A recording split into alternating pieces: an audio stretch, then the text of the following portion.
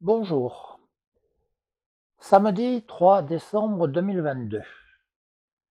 Je voudrais, une fois de plus, comme nous le faisons souvent, parler du contrat social.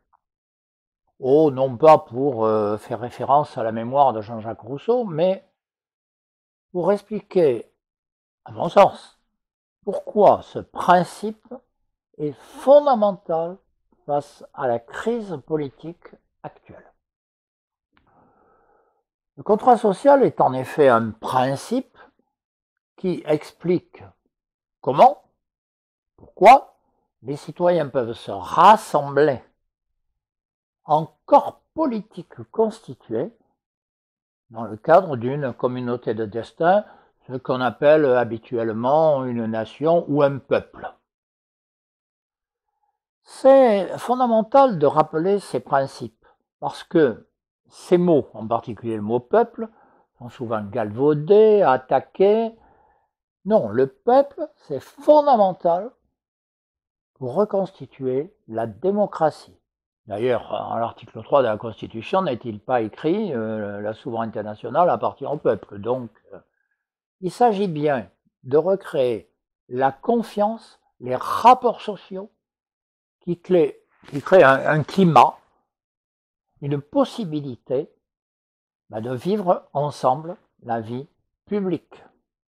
C'est ça.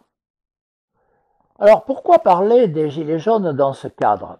Parce que le mouvement des Gilets jaunes a été, il faut bien le dire, quelque chose d'assez exceptionnel.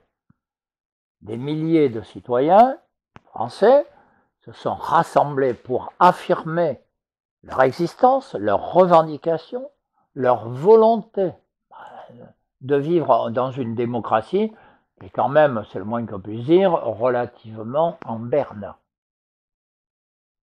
Nous ne sommes pas dans un système super démocratique. Je ne prétends pas que la démocratie est toujours parfaite, loin de là, mais entre être parfaite et être ce qu'elle est aujourd'hui, il y a quand même une marge.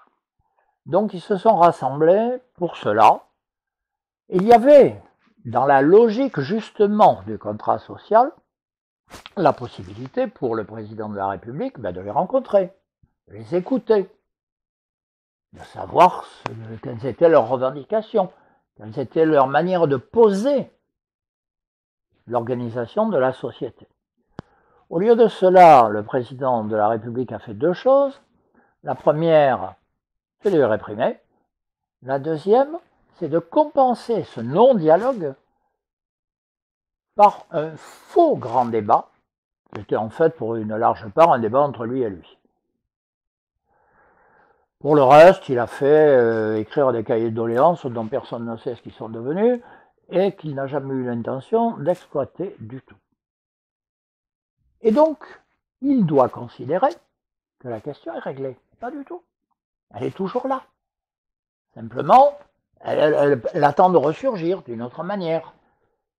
C'est pour cela que nous disons, pour recréer le contrat social, l'analyse de ces événements est fondamentale. Et c'est pour cela que nous demandons qu'il y ait des commissions d'enquête sur les violences qui ont été faites aux Gilets jaunes. Il ne s'agit pas de donner la réponse a priori.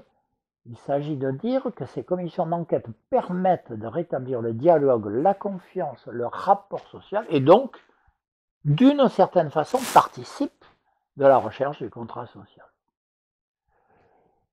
Nous avons donc proposé à tous les groupes parlementaires d'aider à la création des commissions d'enquête sur les violences faites aux Gilets jaunes. Je passe sur le fait que un député particulier de la France Insoumise a cru vouloir reprendre ça à son compte. C'est à la fois infantile et contre-productif. Il est évident que ça n'a de sens que si c'est l'ensemble du corps politique qui se mobilise sur ce genre d'objectif.